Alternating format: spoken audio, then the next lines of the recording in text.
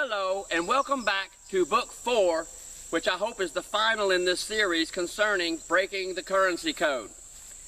Hope some of the things that I have shown and some of the things in this particular video cause you to think, cause you to be concerned a little bit over what's going on and the future of all this, as I uncover and show you some things that you probably never ever gave a second or a first thought to.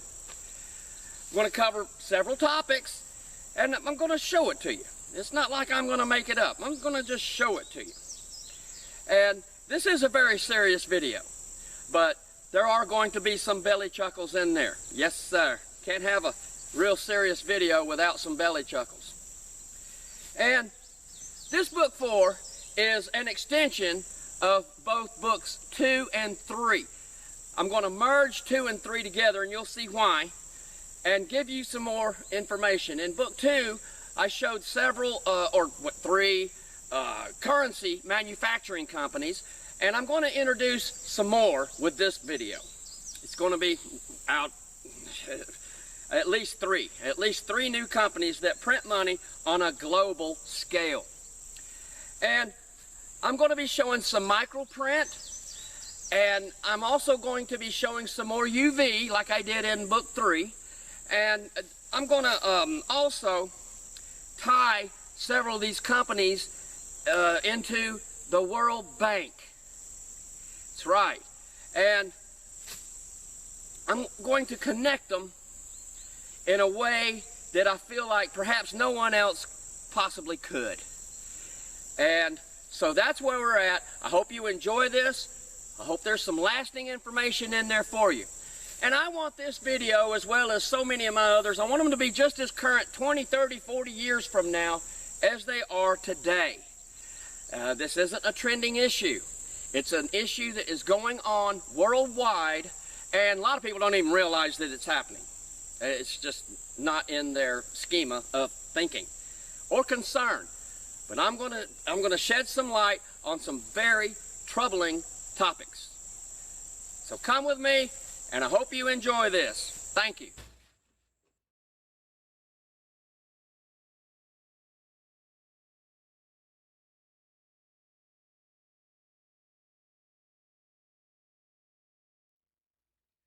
I'm going to begin this chapter by showing banknotes from Zambia. Remember, I'm always working backwards, so naturally I have to start with Z and work forward. Or backward, whatever. This is the 50 kwacha. Beautiful banknote. It's not dated. And here's another one here. And I'm going to flip them over so that you can see the rear of them here. And this is a DLR. I'm going to raise it up so you can see it. Thomas D. LaRue and Company Limited. And like I say, I've already covered that in Book 2, called Welcome to DLR. And I'm going to say this one here could be DLR, but it also could be another company. It's just that this one has so many similarities with a couple of the others. See the man here?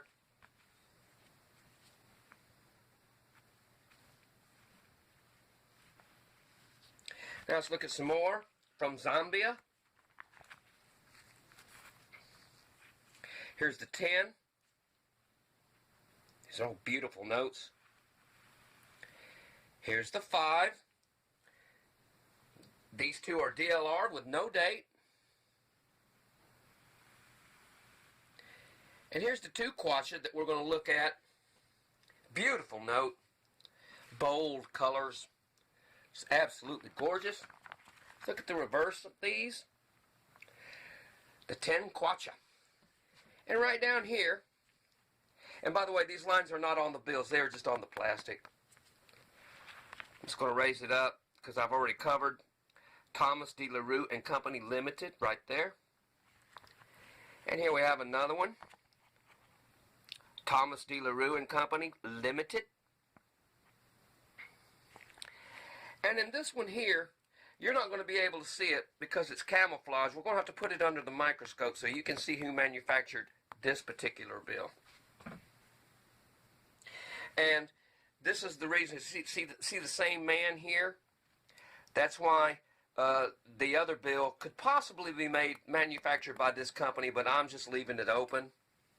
Now we're going to look at some notes from Peru. And we're going to open up a can of worms with these guys. We're going to introduce some more companies that manufacture banknotes. These two are very special. They're both dated 1987. So you can see them.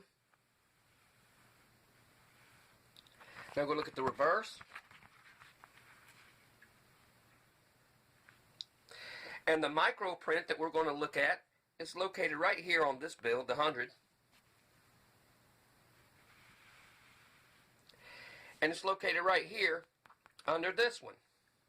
And these are two more companies. So at this point, I've got 3 new banknote printers that I'm going to be introducing. Now I'm going to bring in this banknote here from Jamaica. And it is a G&D. It is a G&D. Beautiful banknote. I'm going to look at the reverses here in a second. Here's another one from Honduras. And this is one of the new companies I'm going to be introducing.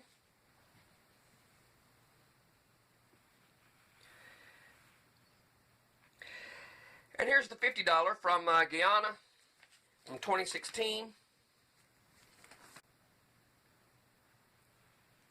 It doesn't have the publisher, the printer's signature on it, but I'm pretty sure I know who did it.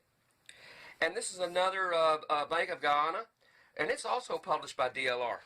And we're going to flip it over now and bring in the bottom here. And what I'm going to highlight is right down here at the bottom on the back. I'm going to bring it in closer because I've already covered this company somewhat, G&D. Covered in book 2. Now, the microprint that we're going to look at on this Honduras bill is right down here in this corner. You can just barely see a red line, and it's kind of camouflaged behind some other lines. But it's there. Here's the rear of that gorgeous $50 banknote from Guyana. We're going to look at all of these in UV also. And here's the $20 from Guyana. And I'm going to highlight it here just so that you can see it. De La Rue. Not going to spend much time on the De La Rue. I was going to, but not. It's just old hat because book 2 covers that. Now I'm going to show you those same bills that we just saw in real light, what they look like under UV, and then you'll see kind of why I do some of my summations or summarize the things I do and put some of these pieces together. On this side over here is my shortwave, and this over here is regular black light. So you're going to get a lot brighter colors than what most people go, because these right over here are real expensive. These over here are real cheap. So that's kind of why they don't have these kind of, shortwaves.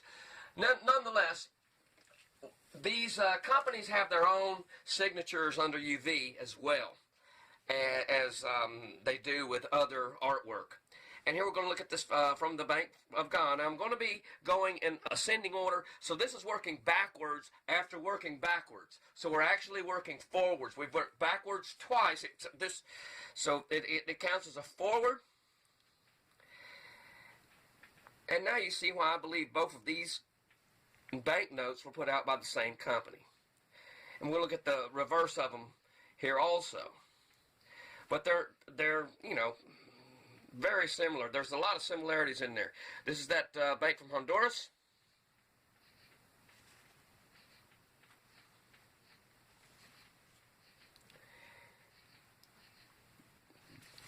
Bank of Jamaica. And this is a little bit brighter yellow, yellowish greenish than what's coming through on the camera. I'm not sure how that's going to show up. Now let's look at the reverse of those same notes.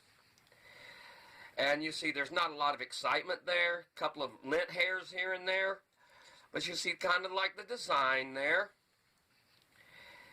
And then you see the design here. Some of the same ink fluoresces the same way, even though it's not very much, it's not very brilliant, but it is a telltale, and that's one of the main reasons why I believe these two bills were printed by the same company, even because only one of them has the actual name on it.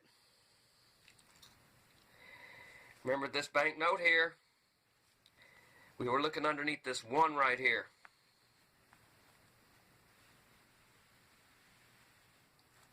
It's back of that Bank of Jamaica. Next, we're going to look at this Peru, the Peruvian banknotes. Remember, we checked that out down there. Not a lot of excitement in that one, but a lot of extra lint in this one. And we proved that both of these bills are manufactured by different companies. So now you can kind of see that on the fronts and the backs and the design and all the signatures that are placed within the notes is somewhat of an identifier as to who could have possibly published it.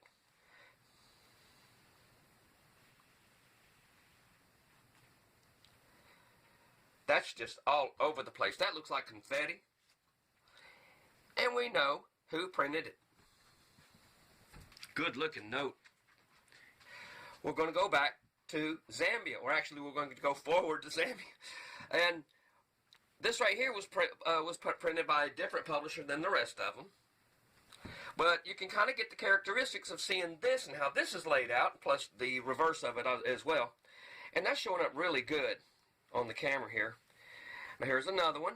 And there's not a lot here. There's just this name here and that right there that's fluorescent. The rest, and there's the name, this number up here, which doesn't come through really well.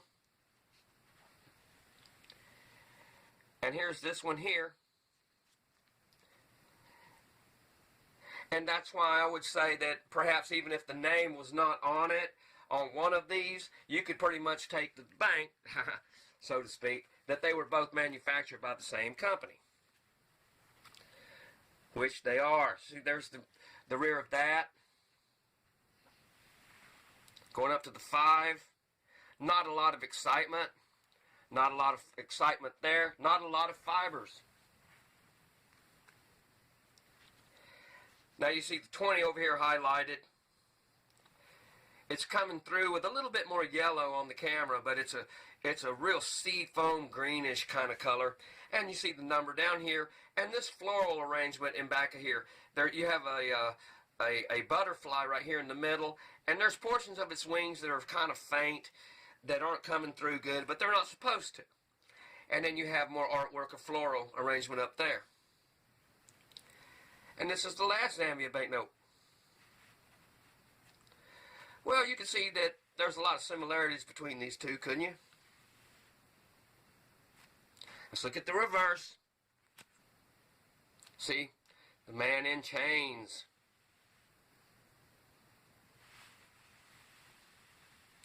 Which is on some of the other bills too. Not a lot of excitement, but that's why I'm showing you, because of the way certain companies kind of adhere to their own artistic adventures.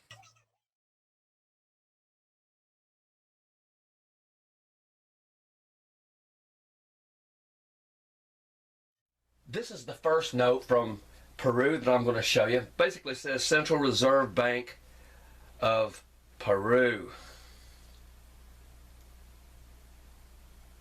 Right there. And I'm going to scroll it down to the lower left hand corner here, underneath this 100.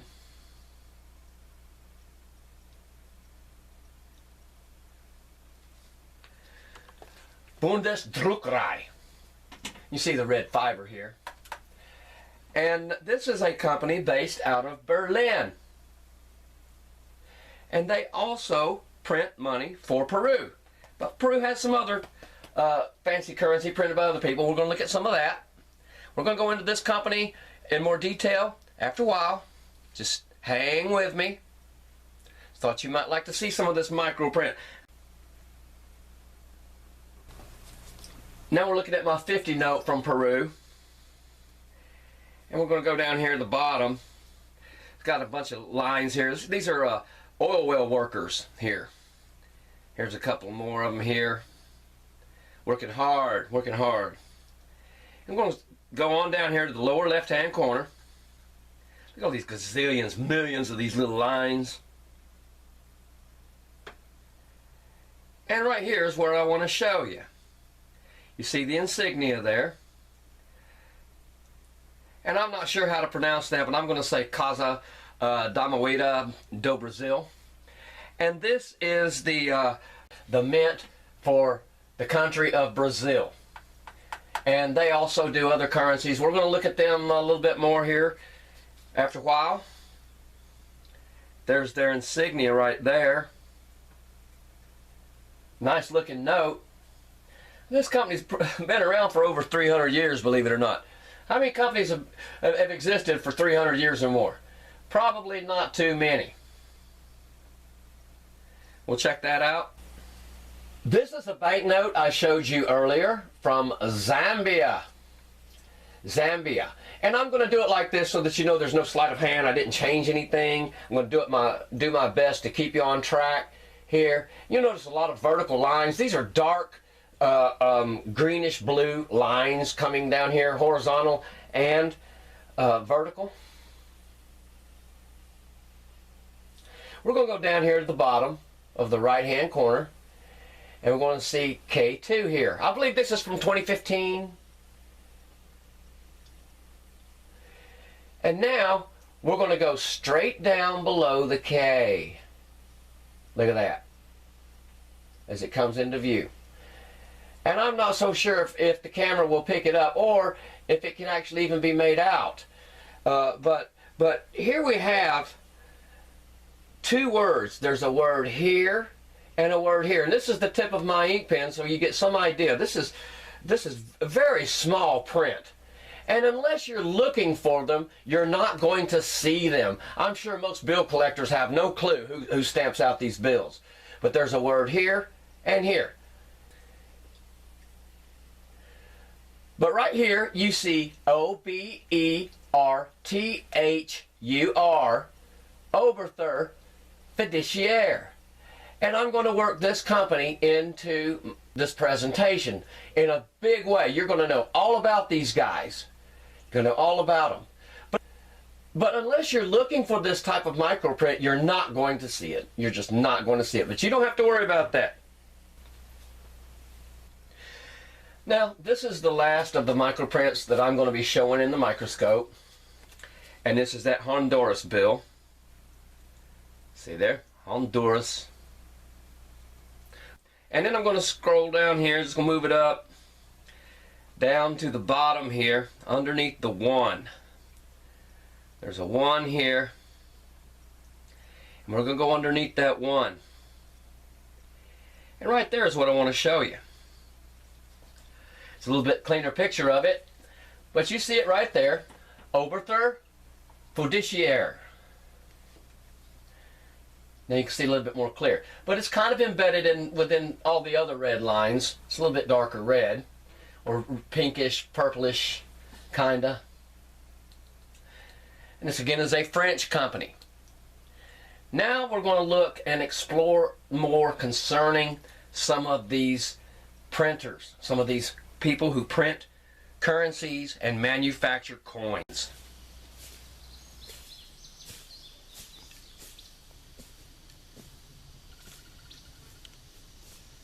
Now, I want you to come with me as we go down into this rabbit hole together.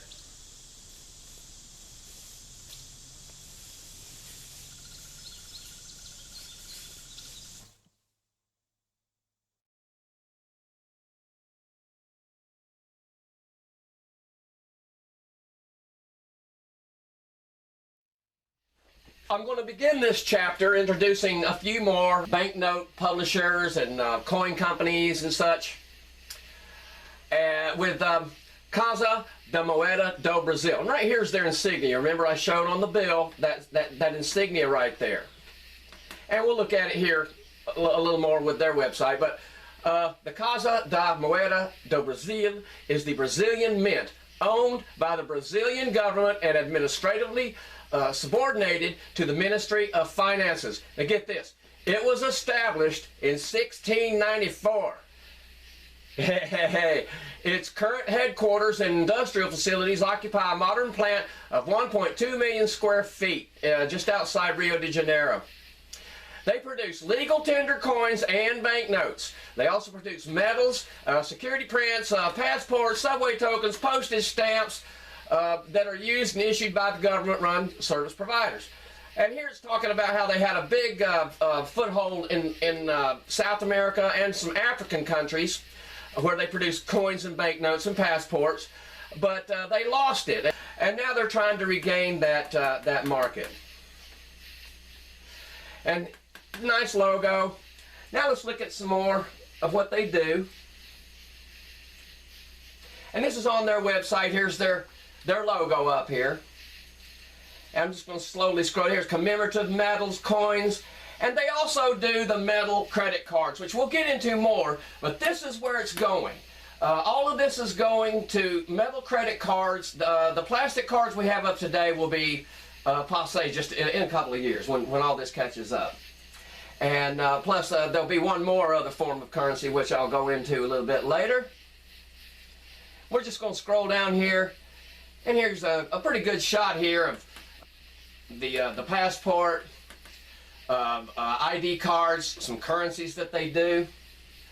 And here in products and services, you see a couple of more of their currencies, some cards, and a very interesting video down here at the bottom that I'm going to play for you.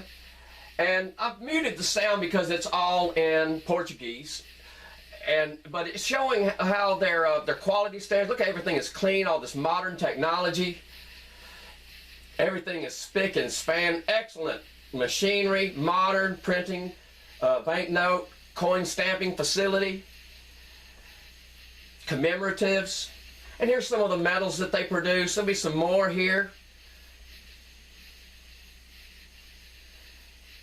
Wildly mechanical machines, talking about their product. And here's a lot of it here. And also these big, large stock certificates and such. And there's a chip card. Everybody's got to have that. Passports, legal documents, government documents, court record forms, all kinds of stuff. And now you know more about this company that prints and publishes money that is located down in Brazil. Now we're going to look at this company out of Wikipedia, Bundesdruckerei, which I showed you actually on a bill, and they are based out of Berlin, Germany. You see it right here. They were known as the Federal Printer. They were a German manufacturer of banknotes, stamps, identity cards, passports, visa, driver's licenses, and vehicle registration certificates. Okay, these are the guys that printed all of the Third Reich money.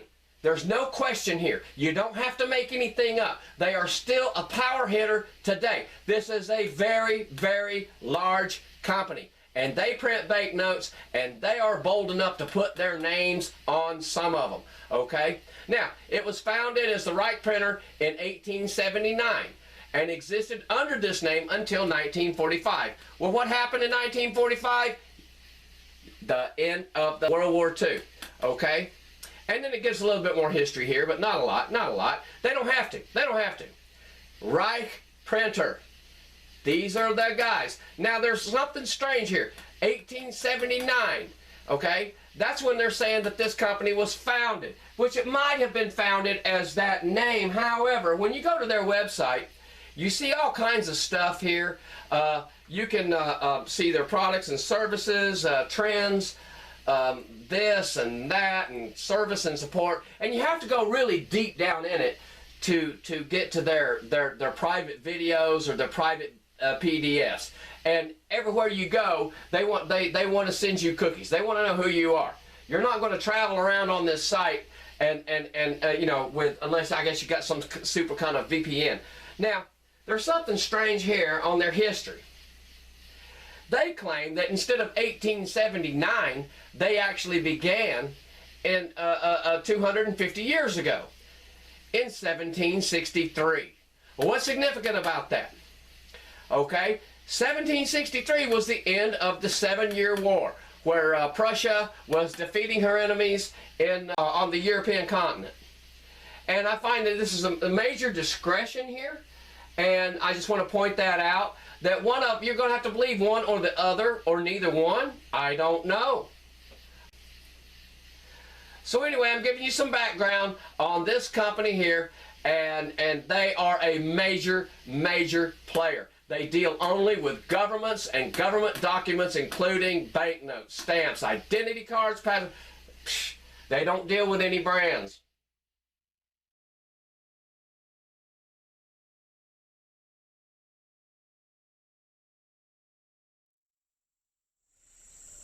Now that I have introduced you to Oberthur, let's look a little closer at OT, the M Company.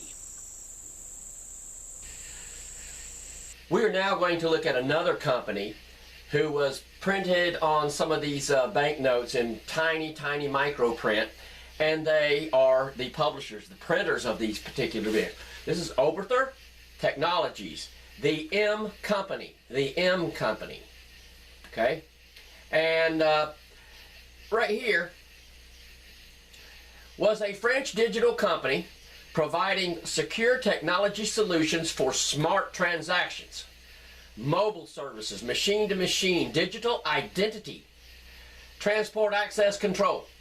As of 2008, Oberthur's revenue was almost €1 billion, or close to it, $1 billion. Oberthur Technologies was the successor of the Oberthur Printing, which was founded in 1842 by this guy here, Mr. Oberthur. And then we see they have a very lucrative history. They have kept really good records, and this is some of the stuff they've got here. In 1985, card systems. Here we have Oberthur Fiduciaire, like I showed you on the bills. Acquisition of Banknote of America Corporation. Okay, look at that. 1990, acquisition of Banknote of America Corporation. Here we are. We're in France. We got smart cards. Here. Acquisition of De La Rue Card Systems and creation of Oberthur Card Systems. Opening a factory in China, Spain, France, Brazil. Remember, there was a lot of turmoil in Brazil, so this company has got to be tied in some way with that other company, but they're tied in with some others we're going to show you. Acquisition in South Africa, India, Romania, Singapore. In 2007, they created Oberthur Technologies. Sweden. In 2008, they got delisting from the stock exchange, and we'll explain some of that. Here they had this other fiduciaire acquisition of More Magic. This is a company that has to do mostly with payment by like mobile phones or things of that nature. Plastic cards in Dubai. And we're not going to make anything up. And here they got into a little trouble with the World Bank. Right here. Announces settlement with Oberthur Technologies S.A. Remember that. And basically what it is, it's they were caught red-handed fixing a contract. And they got pushed off the World Bank contract receivers list for 2.5 years. And basically here, the World Bank Group announced the debarment for 2.5 years of Oberthur Technologies, a French digital security company, now part of a company called IDEMIA. And remember that, IDEMIA, because we're going to get into some of that here.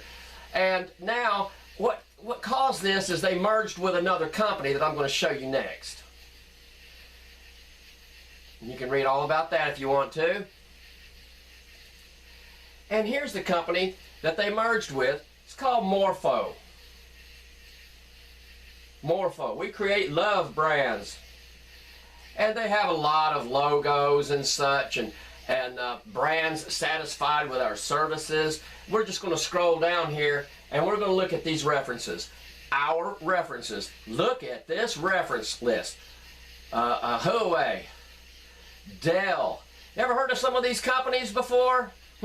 Toshiba, Electrolux, Casio, Tandberg. Let's see. Ever heard of let's see. Ever heard of Canon before? Or how about Samsung? We're going to show how all of these companies are tied in. Here's APC, Novell. We're going to see how these are tied in together. Now here is where Overthird and Morpho merge together and to create IDEMIA, to revamp Columbia's identification and civil registry. And it's going to show you here biometric update.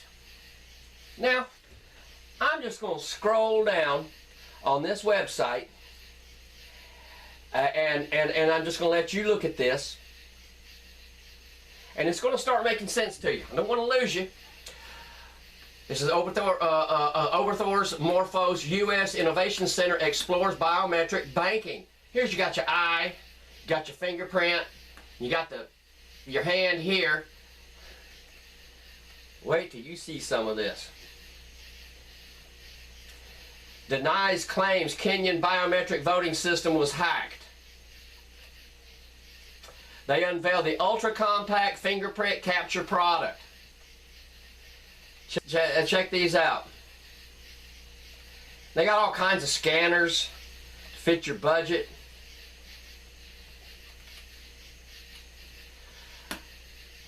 Digital license and face authentication platform. In a few years, you won't have to have a plastic or a metal card for your driver's license. It'll all just be right there on your thumbprint. This is very interesting. Let's look at some more. Biometric solutions. We're going to go into biometric solutions. And now I'm just going to scroll down because you're going to have to see how these companies are all tied in. Behavioral biometrics. Behavioral biometric verification methods include keystroke dynamics, gait analysis, how you walk, your voice, mouse use characteristics, signature analysis and cognitive biometrics, the way you move your mouse, biometric smart cards. That's coming real soon. That's going to have your fingerprint on it, etc., etc. Biometric software, civil and national IDs, criminal IDs for prisons and such, jails, whatever. Facial recognition, no doubt. Fingerprint recognition, iris eye recognition, mobile biometrics, payment solutions. See, they're all over the place. Surveillance. Would you have ever thought that they were in surveillance? But this one right here pretty much just kicks the horn down the road. Vein recognition. Vein recognition systems are amongst the newest biometric technologies to have emerged in the recent past. Vein authentication uses the vascular patterns of an individual's palm, finger, back of the hand as personal identification data. What? Yeah, well, if you've already got the fingerprint, why do you need the blood veins? That's my question. Why spend the money for all this crap when you've already got the fingerprint? You've got everything. You got the eyeball. You've got both eyeballs. You've got 10 fingerprints. Probably got your footprint. Probably lift your footprint off of. Unbelievable. Unbelievable. And then, under vein recognition solutions, look at all these new innovative companies that are working all together. Look at this. I'm just going to scroll. I'm going to mind my own business. I'm just going to scroll down. I'm just going to scroll soft here. Fujisoft, Fujitsu, Global ID. 3D finger vein ID consists in a reliable biometric authentication system based on an innovative 3D construction and matching method. 3D you already got the fingerprint. Hitachi, ever heard of them? How about Hitachi America? It's going to scroll on down here. Yeah, you might recognize a couple of these. You just might. Unisys.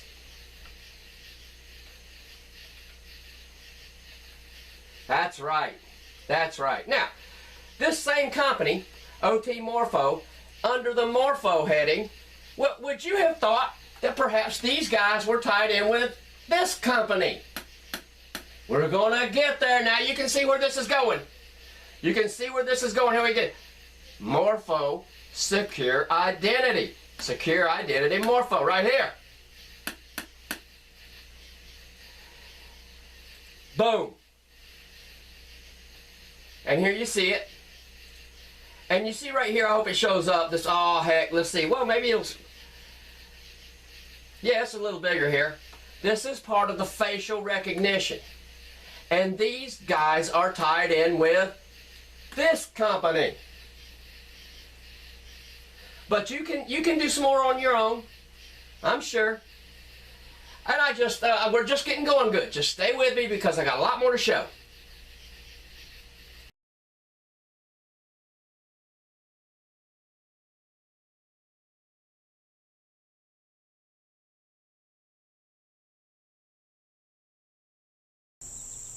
IDEMIA. Is that IDEMIA? With this segment, I'm going to show you we're going up the ladder, we're going up the pyramid. And this is the top of the pyramid. And we're going to see how so many of these other companies are tied in with the two companies I just showed you, but how those two primary companies, with all of their subsidiaries, are tied in with IDEMIA. And I'm just gonna, if you spell that backwards, you kind of you have to watch a little play on words here, and the way things are spelled, and the way things, like right here is their insignia, IDEMIA, but I'm just saying if you go backwards. Now they'll call it augmented identity, where you still have AI right here, see, AI, which is basically what we're looking at. Just will point that out there. You might not have caught that. Now here, IDEMIA, formerly Morpho, is a French multinational company specializing in security and identity solutions. Part of Safran Group until 2017. Morpho merged with Oberthur Technologies and became OT Morpho. Then renamed as IDEMIA on September 28th. So that's like less than 2 years ago. And I'm just going to scroll down here. Morpho Trust, here we're talking about OT Morpho, and I've showed you how these other companies, Safran, announced that it had entered into exclusive negotiations. Morpho Trust USA, Morpho Today. Today, the Morpho name is only used for its subsidiary in South Africa. Following the merge with Oberthur Technologies, the parent company now operates under the name of IDEMIA. Now let's look at IDEMIA. And here we have, this is their opening pages, their website. And you see the logo here. And we're going to look at this young lady's face here. We're kind of seeing some biometrics here. This is how facial recognition goes, and all of these measurements. And we're going to pop this right here in. 10 facts you didn't know about biometrics in 2019. And I'm just going to scroll here. There's the 10 facts. Authentication technology has a good reputation. The world is ready. Biotechnology is already mainstream. Fingerprint verification wins popularity contest. What happened? How do you... I'm just asking, how does a fingerprint verification win popularity contest? Do you like vote? All approved say aye? All opposed say nay. Here, Brazil and United Arab Emirates are the most enthusiastic companies. They're just jumping up and down, aren't they? French are still a little sensitive about their biometric identity. Nothing about the Americans. I wish they had on there. But here's what we want to look at here. People, number 9, people want to keep a close eye on their biometrics. Okay, let me clear that up for you. Let me put it to you in straight up English. People want to keep a close eye on their retina scans. What? I just thought that's a little humorous. You gotta have a laugh with some of this every now and then. Right here, what we see is this company specializes in some of these fast, where you touch it with your fingerprint and it locks you right in. Well, see, there's a lot of people today that have these laptops that all you do for your password, you use your fingerprint. Well, when you log that fingerprint in there, guess where that fingerprint goes? It goes right into the warehouse with all of your other biometric information. Just absolute. We're just getting started. Here we are, turning your fingerprint into your pen. That's cool. That's what I was kind of hitting at. In identity protection for the modern age. Identity services that keep us safe. As the world leader in biometrics, IDEMIA is committed to staying ahead of these trends. You betcha, identity. And this is very interesting. You don't have to make anything of her. Look, and notice how this is worded. I'm saying, and a lot of these things, once you are red-pilled, as you are fixing to be red-pilled, you will notice these, and you don't have to make anything up. Our deep-rooted expertise. We could change this word rooted to this word here. Okay? Our mission is to create a safe and simple future where identity verification is indisputable, and only you can assert your identity as a trusted partner to U.S. government agencies for more than 50 years. Our deep domain expertise in civil identity, public security, commercial markets, and biometric identification. Let me tell you that again. Our deep domain.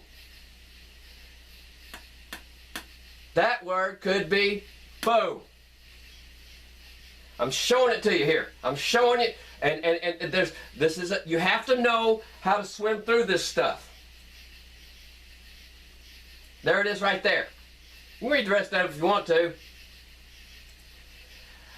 Our innovations, they got smart cards, we got this, we got that, we got mobile driver's license, 3D face, enhancing accuracy and convenience. All you have to do is shoot a selfie. And now they have technology where you just lay the phone down on the computer and everything takes care of itself. Ain't that peachy?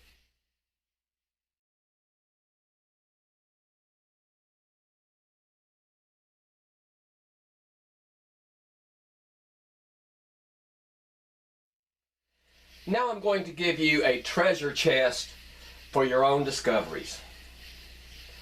And this is the YouTube site for IDEMIA. And this is how it comes up. And if you sort by oldest first, you can see here that their oldest videos are 6 years old.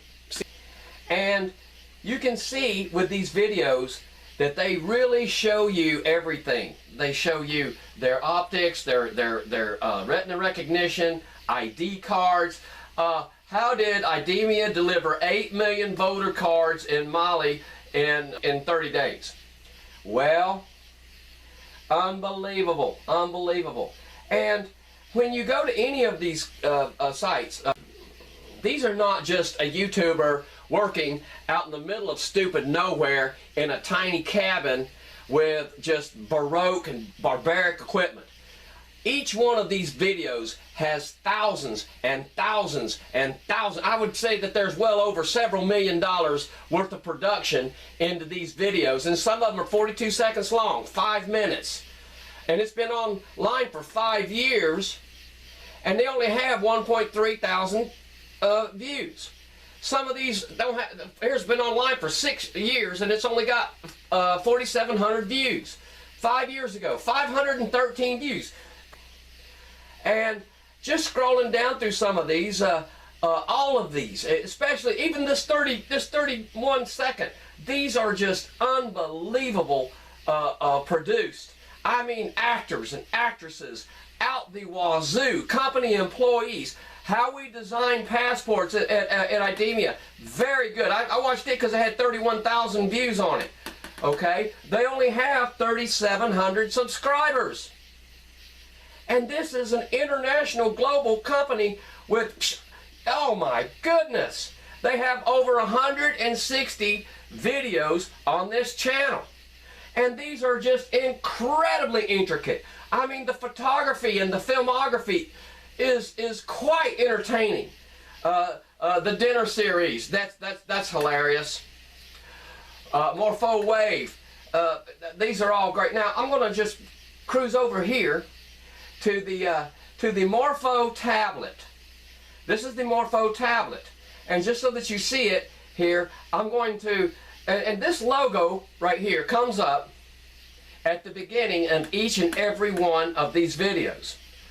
All right, and then it just goes. You have to see this for yourself to understand where all this is going in connection with this parent company and this parent company. So you want to, now watch what happens with the Morpho tablet. Okay, face and fingerprint. This is a mobile unit, has an infrared camera on it, infrared LEDs. Boom. Now look at here. Boom, just flash it on his face. Boom. 5 seconds. Watch this. One second for authentication. And this is how it's done. This is where it's coming to. And you can just see if I had the sound up, it's lots of music and narration and all kinds of set designs and set scenes that are just absolutely unbelievable.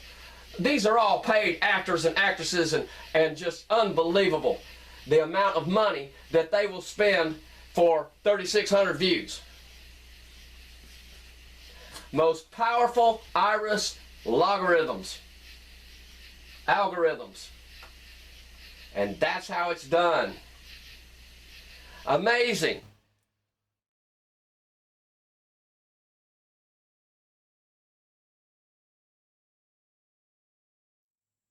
Oh, hell.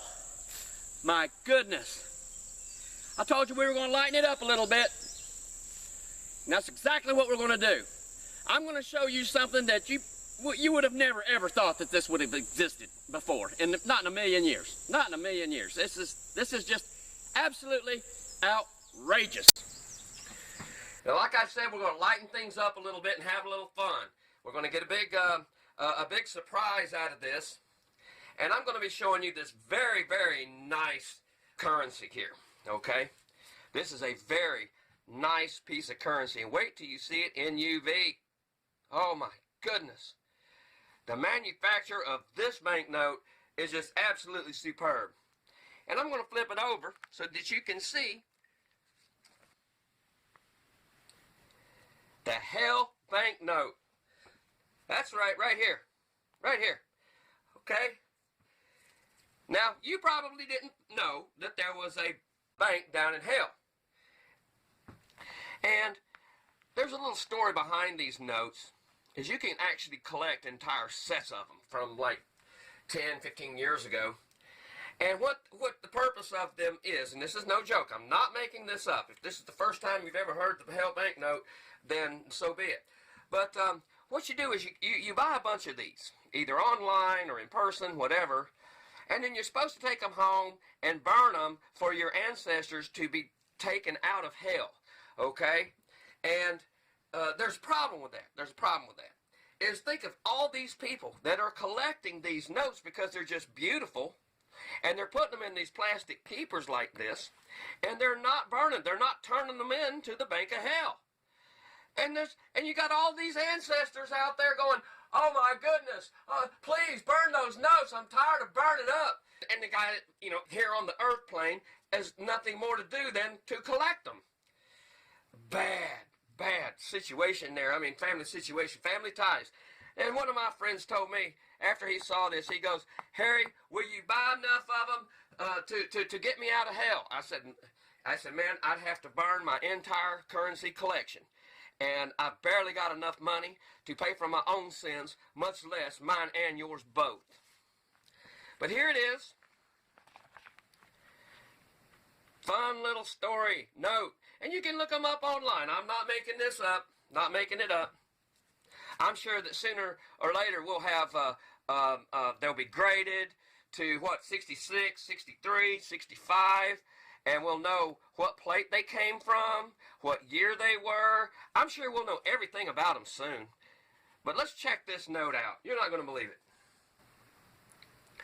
I'm having a pretty difficult time showing this bill like I'd like for it to, because these are really bold colors, really eye-catching down here.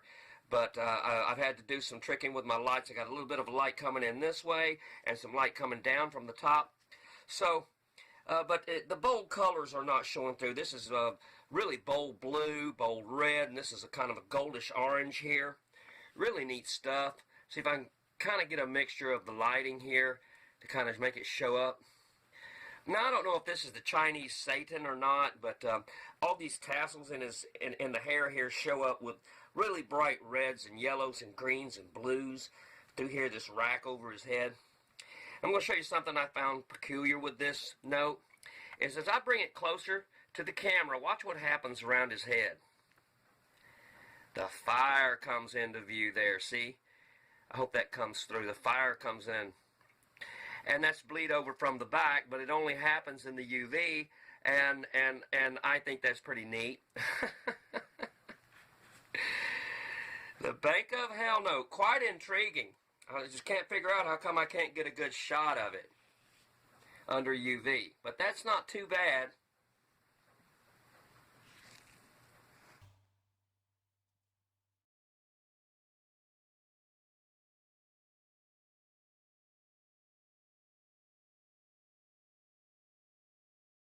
Now I'm going to show several more UV specimens from different countries all over the world.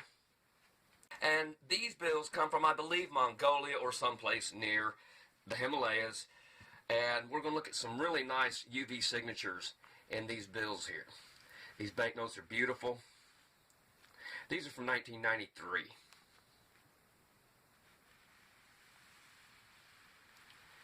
Really nice stuff.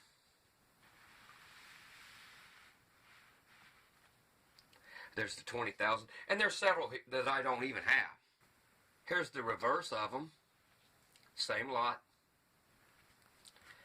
You see, they all have a different hue in here. Gorgeous. That one's really got a lot of confetti in it. That one not so much, but still has identifiers. Here's some more.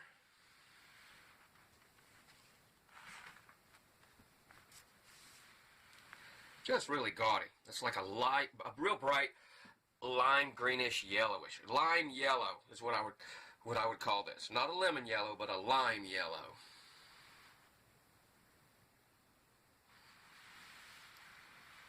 See the same patterns, same designs. Now let's look at the back of them.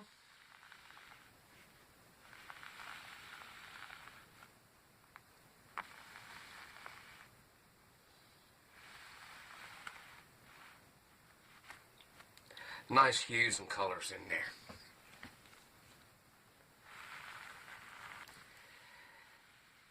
And here's the last one I've got of that country. And you'll notice it has a real nice security strip. And this is from 1994.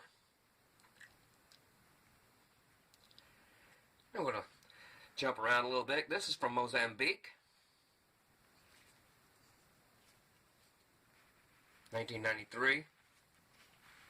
This bill isn't really that spectacular on the front, but the back of it's pretty nice. This is a 1999 banknote from China. Here's some more reverses.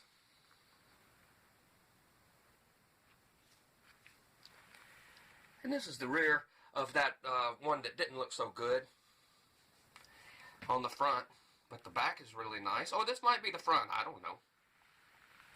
And here's the back of that Chinese note. Now you might be asking yourself, why is he wearing the gloves if he's not touching the bills? That's because I've got a lot of UV in here. This is a shortwave 26 watt on this side and a long wave 14 watt on this. I got a lot of UV bouncing around here. It'd be like holding your hands in a sun tanning booth, or stronger, much stronger actually. Now I'm going to show three currencies from the same country because they have the same watermark, which we'll see later. But just gaudy, just beautiful notes. These three are all from the same country. And I featured this one in one of the previous videos, and I decided to show it again just because now it's with its brothers and sisters, and just kind of give you some idea of how really nice these currencies are from this country. Here's the rear of the first one. Real nice. It's like it's an ancient stairway here.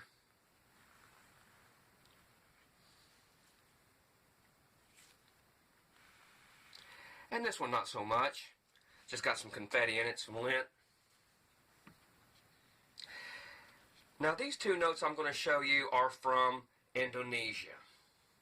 And you see it has this real bright hot pink security strip in it. And here's the one beneath it. Now this one is from 2015 and this one is from 2013. Now this one isn't so spectacular, and this one is a little heftier there. I mean, there's a lot of UV signatures in here. And I wanted to point these out because, to my knowledge, Indonesia is the only country that prints just their own currency and no one else's. Now I could be wrong about that, but it appears to me, what's the name of the printing press there that makes the currency is Param Purisi or something like that. I'll put it up. This nice currency is from Haiti. And you'll see several companies that have this block style. This is from Turkmenistan. Now let's look at the reverse. Not much going on with the Haitian banknote. But check this out. On the rear of this Turkmenistan, you have these real bright fire reds and oranges with yellows in the middle here. Just really nice. Really nice. Just leaps out at you. Good looking horse here. Nice bill. I believe this is another Mongolian note. Newer.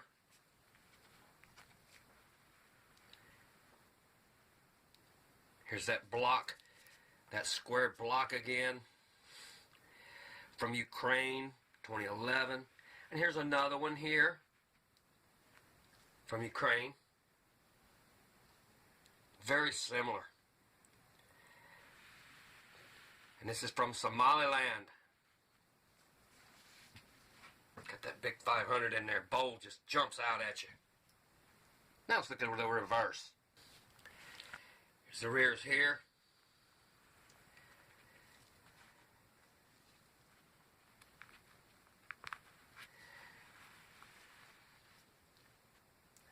Some big orange, goldish orange signature here. And the rear of that Somaliland's not all that fantastic, just some lints. Here's Angola coming in with some block. Guinea.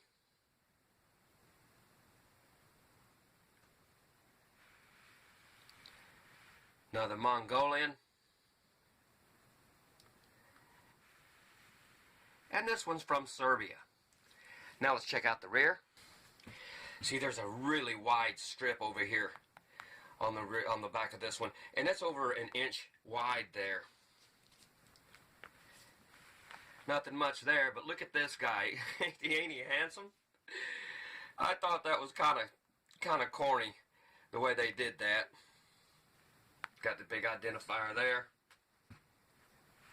And that Serbian note's just got a bunch of fibers in it. This is one from Nigeria.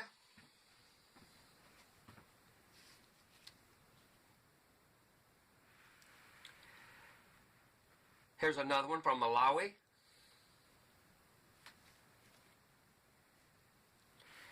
And here's a real nice one from Cambodia.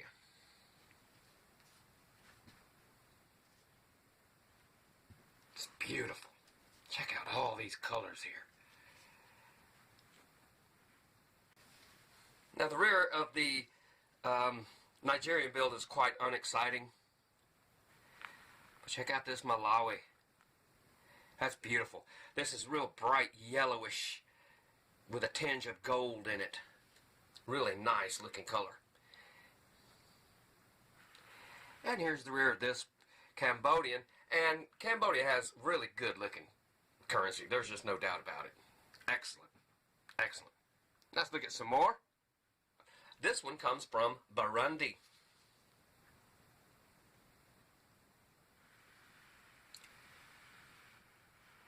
And I'm not sure what country these notes right here come from.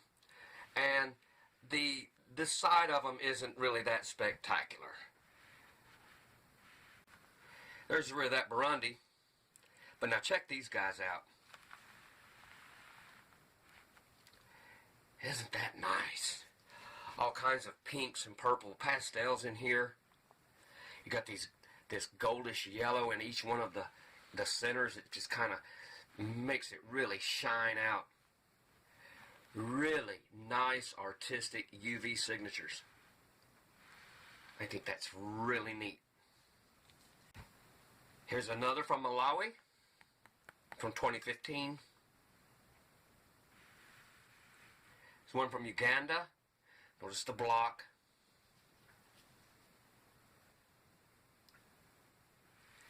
This is from Moldova.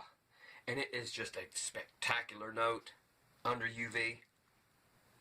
All these neat gold and goldish, yellowish, greenish here, and like a lemon green here.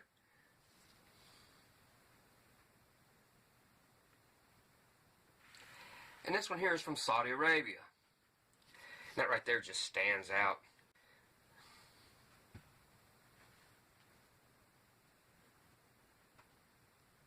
Now let's look at the reverse. That one is busy. Malawi, for having worthless currency, sure does have nice currency bills.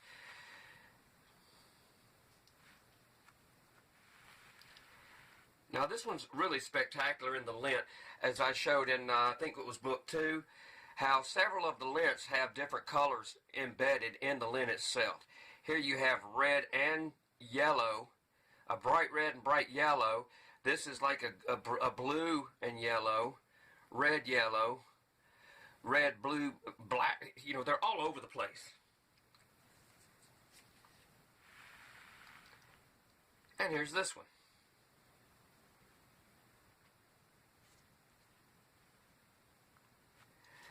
Now I'm going to show the Venezuelan bills.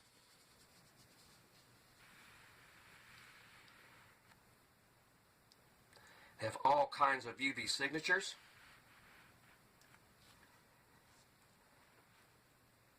Look at the reverse. Really nice UV signatures.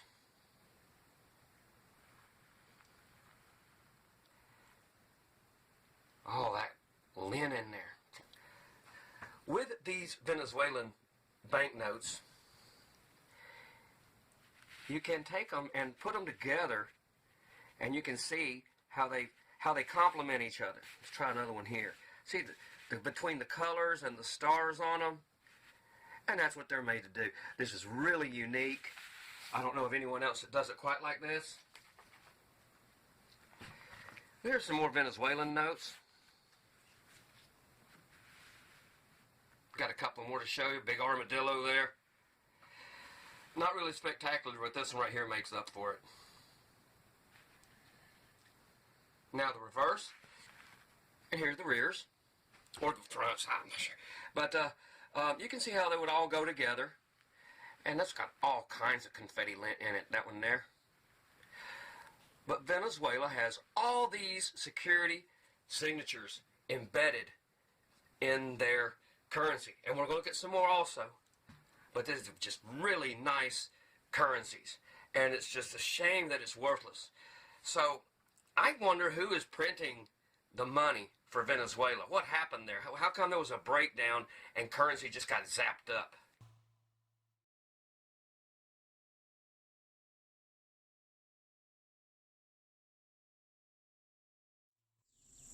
Now we're going to look at a few really fancy watermarks.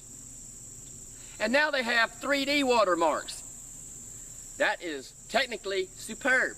I actually showed one in book 2, but I forgot to mention that it was a 3D watermark. But I do show one in book 2. Check it out. Nice stuff. I'm going to begin this section on watermarks. And I decided, well, to show a few more than just, I initially said, well, I'll just show a couple, but there's more to it. And we can see how watermarks changed through the years on some of these bills and how some did not. Now, if you'll notice, this is from 1994. And in the corners here to here, and also from here to here, this is all 1.5 inches. This is 1.5 inch light square that I have made.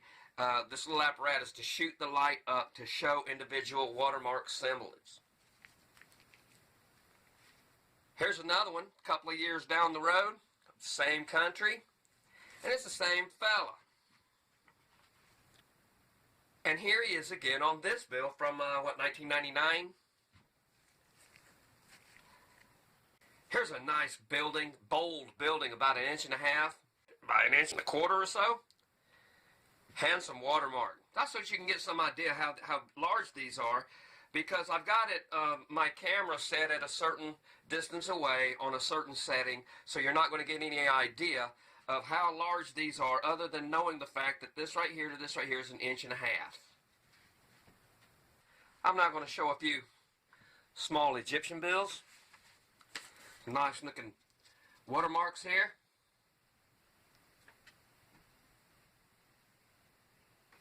Here's another one.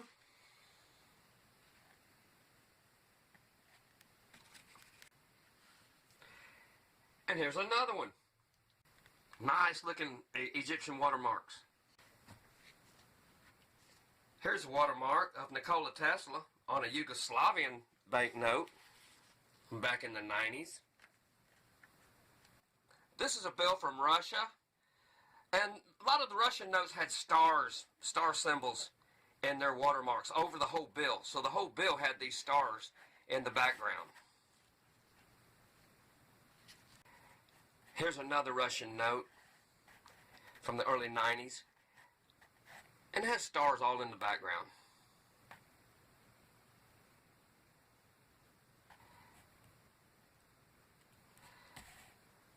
And on some of these, the star watermarks are larger, but they go across the whole bill, which I think is really neat.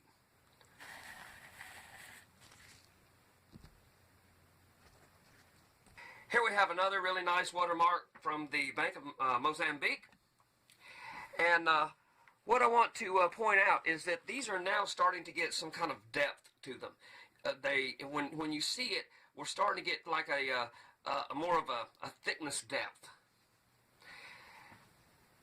And I do not have any of the three-dimensional watermarks, but now we have three-dimensional watermarks. Amazing the way they can do this. Now, I don't want it to sound like I'm coming down too hard on Venezuela. It's just that their currency is beautiful, has all these signatures, and the funny thing about Venezuela is they have no coinage. Venezuela hasn't had coinage for 8 or 9 years because the coins that they were stamping out were worth more as scrap metal than they were for the denominations that they were stamped as. So in Venezuela, with all these signatures, their currency is expensive to print. And it's beautiful. It's beautiful. So now let's look at some more Venezuelan currencies. Now we're going to look at some really fine watermarks on my Venezuelan banknotes. And seems like Venezuela on their currency had so many different watermarks, whereas a lot of people choose to have the same type of design throughout their currencies, etc., for years and years. No problem for Venezuela. They have all these security references embedded in the paper and the fibers and everything, and for some reason, I don't know for sure, but I would say that printing Venezuelan money would have to be extremely expensive. And this one here almost has the appearance of a type of three-dimensional feel to it. It's really well executed.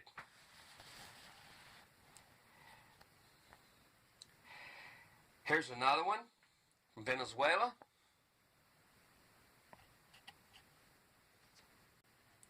And here's another from Venezuela. Good looking watermarks. Well, I wonder who was printing Venezuela's money. Now I'm going to show you who actually prints up all of the paper currency for the country of Venezuela. And like I said, Venezuela has more security signatures than probably anybody else. I mean, they've got every single one of them. Super high-tech money. Well, who is printing this money for the failing country of Venezuela? Well, here they are. And it's on all their currency. Remember them? I showed you some of their work. And would you have suspected that the paper currency of Venezuela is actually manufactured by the government of Brazil?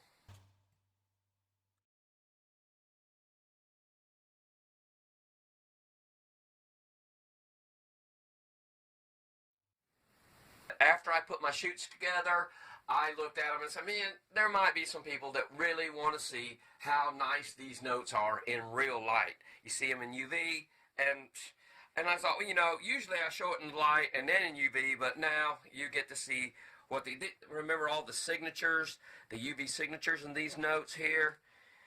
Nice backs, all the colors here too. All of these, just beautiful, beautiful pieces. That one there. There's the one from Mozambique. Here's the Chinese one. Remember, it had a big block in it. Look how nice that Mozambique note is on the rear. Just beautiful. Absolutely beautiful. These notes here, I mean, they're spectacular. Absolutely spectacular. Let me see if I can bring them in a little bit there. They really are nice. And the reverse of them is also just beautiful. Just beautiful. And these are the two Indonesian notes that I show. This one, and this one. And this note here is just gorgeous. It's beautiful. It's got pinks and blues and purples and shades in it that you don't see normally on. And the rear of it is also just beautiful. And here's the Haitian note, the Turkmenistan note. And remember how nice that looked? Remember, it had all the fire on the sides and the horse head was green. Some more old Ukrainian notes. Somaliland is just beautiful.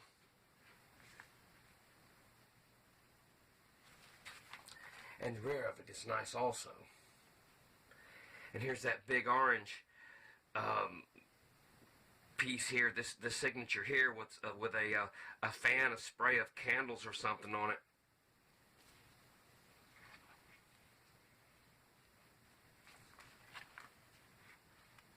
Remember how green this fellow's face was? And these notes here were just beautiful. UV, and now you see them in real light. And the reverse of them also in real light is just beautiful. These notes here. Remember in this guy's face we saw a big square?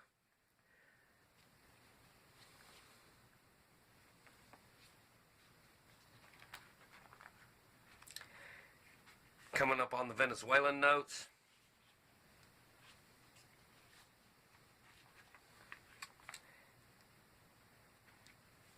See, there's your star.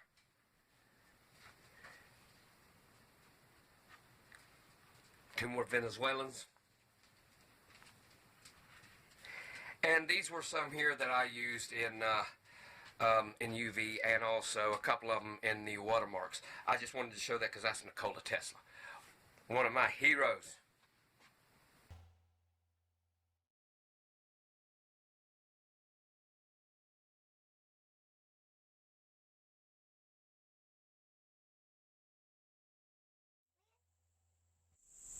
I sincerely thank you for your kind attention.